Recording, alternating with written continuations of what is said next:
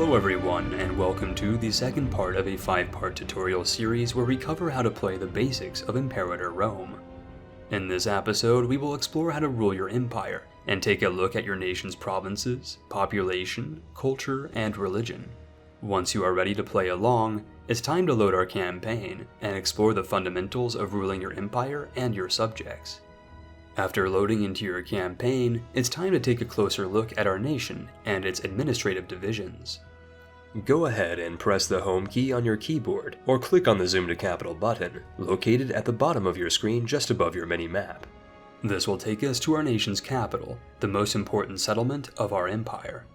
When you click on this territory, the Provincial user interface will appear, with detailed information about our capital's demographics, including the religion and culture of our population, the trade goods produced locally, and an overview of the development level and buildings found in the settlement. If you click on other settlements in the region, you will find that their population level, development, and locally produced resources will differ from that of your capital. Administrative regions in Imperator are divided between territories, provinces, and regions, ranked from smallest to largest. Our capital is located in the city of Alexandria, which itself is located in the province of Western Delta and the region of Lower Egypt. The interface for each settlement details information not just about the local area, but also the entire province, and the more settlements you control in any given province will result in more economic and strategic resources. You can better visualize the resources and output of your provinces by clicking on the Provinces map mode near the minimap at the bottom right of your screen. To better understand provincial resources, we will first need to cover our population, conceptualized in-game as the mechanic of pops. Every settlement in Imperator Rome is populated by a mixture of 5 classes of pops. These consist of slaves, tribesmen, freemen, citizens, and nobles. We will first cover slaves, who form the economic backbone of your nation. Slaves provide your nation with taxes and stackable amounts of resources depending on their population in any given settlement. If you hover over the resource provided by each settlement, in this example glass, you can see that every 18 slave pops will produce 1 additional glass resource, with cities and metropolises providing a further 1 and 2 bonus resources respectively. In this way, you can direct your slaves to produce increasing quantities of a specific resource in any given settlement. Slaves can also be forcibly moved between settlements in the View Pop screen, which is a great mechanic to consider when you want to produce more of any given resource. Slaves can also be obtained in war, and will automatically populate your capital and the capitals of your various provinces as you occupy enemy territory and vanquish your enemies. The second pop class we will cover are Tribesmen, a hybridized class that provides both manpower and taxes to your nation. Tribesmen are uncommon and undesirable to have in most settled monarchies and republics, given that they receive unhappiness the more civilized and developed your settlements become. In tribal governments, though, Tribesmen are the core class of pop, and are unique in that they can migrate under the migratory tribal government form. Over time, tribesmen in more civilized states will either migrate away, or promote their way into freemen and citizens, or find themselves demoted to the slave caste. The third pop class we will cover are freemen, which form the foundation of your nation's military. Freemen directly contribute to both the maximum level and monthly increase of your national manpower, and further contribute a nominal amount of tax income. Manpower is a crucial resource for warfare, and allows you to hire armies and navies and automatically replenishes your damaged forces from combat loss and attrition. Unlike slaves, you cannot manually move freemen from settlements or provinces. Instead, they have the ability to migrate independently of your command, and will often move to settlements that share their culture and religion. The fourth pop class we will cover are citizens, who contribute to your nation's technological development by providing research points each month, and further provide a nominal level of manpower. Citizens are necessary to have if you're interested in unlocking technology, and produce research points which can be used to gain access to new inventions. Citizens also contribute to the amount of trade routes your provinces can support, allowing you to increase the amount of strategic and luxury resources you can import into your nation. Much like freemen, citizens can also migrate on their own, and cannot be forcibly settled. The fifth and final pop class we will cover are nobles, a recent addition added in the 1.5 update. Nobles provide the largest amount of research points you can obtain from any given class to your nation, and also contribute heavily to the amount of trade routes available in their resident province. Nobles are a rare class, often appearing only in your nation's capital and other highly urbanized regions. They are also highly difficult to satisfy, with each receiving a massive negative 50% modifier to their base happiness, requiring you to import luxury goods to keep them productive and loyal to your nation. The pop system is inherently fluid, and can change over time via the mechanic of promotion and demotion. To facilitate this vertical mobility, you can build buildings in your cities and settlements to increase or decrease the desired ratio of any given class.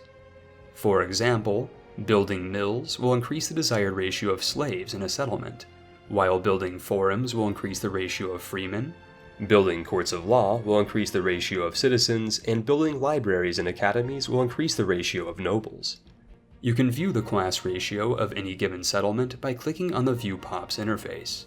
Over time, the various classes of pops will promote and demote themselves to this listed ratio, and this speed is further increased in cities with larger populations and by using the Social Mobility Governor Edict. You can also prevent slaves from becoming freemen by disabling the Slave Promotion Allowed button. Over a period of time, the population of your settlements will increase or decrease depending on the availability of food resources. Every settlement contributes to the share that is available on a provincial level, and this can be seen in the top right of the province interface. Cities with higher strata pops, that is citizens and nobles, consume more food than they produce, while smaller settlements with food resources, like vegetables, grain, or domestic animals, produce more food than they consume. Like other resources, food supplies can be increased across the province by moving and resettling your slaves into settlements that contain this local resource, or by importing food via trade. If food supplies cannot match demand, the people in each settlement of that province will begin to starve, and you will lose pops as they migrate away and die due to starvation. Keep an eye on your provincial food levels and consider redistributing your slaves to farm settlements to keep your population happy and healthy. All pops in-game also possess their own religion and culture, which can and might differ from that of your ruling class and primary population.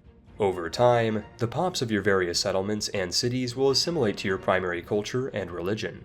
You can speed up the assimilation of these pops by constructing temples to convert their religion, and theaters to convert their culture over time. Pops that belong to other religious and cultural groups suffer penalties to their happiness and productivity, so you should be sure to either integrate their culture or to convert them where and whenever possible. To facilitate this further, you can enact various governor edicts in the province interface to integrate your population even faster, with edicts like religious conversion and cultural assimilation useful to homogenize your pops. You can also see how quickly your pops are assimilating and converting in the View Population interface of any given settlement. On the topic of culture and religion, your nation will also possess a cultural and religious identity. Your national culture dictates what decisions and events you have access to, as well as to what nations you can form later on. In our example, our Greek Macedonian culture allows us to reunite Alexander the Great's empire, as well as allowing us to compete in the Olympic Games every 4 in-game years. Our national culture also dictates how our population views us, with our non-Hellenic cultured pops receiving a penalty to their productivity and overall happiness. In this regard, you should ensure that you assimilate your population and consider expanding into regions that share your primary cultural group. Your national religion also plays an important role in the gameplay of Imperator Rome, and can be accessed by pressing F5 or navigating to the religion interface at the top of your screen. Your national religion will depend on what nation you've initially selected, but all religions share similar mechanics, which we will now explain. Your nation's religion provides bonuses in the form of the deities you worship in your national pantheon. Your nation's pantheon can contain 4 unique deities, which all provide passive benefits that permanently affect your nation. You can select and change the deities of your pantheon by clicking on the Change Deity interface, allowing you to change to a variety of gods and goddesses from the various religions that are present throughout your empire. Deities require a certain minimum percentage of the national population to follow their religion to become available, and some deities are tied to specific cultures. These deities also offer temporary omens that provide additional benefits when called upon. To benefit from the active bonuses of a deity, you can call upon an omen by clicking on your deity and clicking OK. In most nations, you can only call upon a deity's active bonuses for a period of 5 years, and the strength of this religious omen is proportional to your population's religious beliefs. Having a unified nation with pops that all believe in the same religion will greatly increase your religious unity and omen power, allowing you to maximize the strength of your active bonuses and calling down stronger omens. You can also use the religious interface to increase national stability and to lower your war exhaustion, making religion a useful tool for your next campaign. That concludes our guide on the basics of population, economics, culture, and religion in Imperator Rome. In our next episode, we will cover the basics of international relations, including an overview of politics, trade, and technological investment.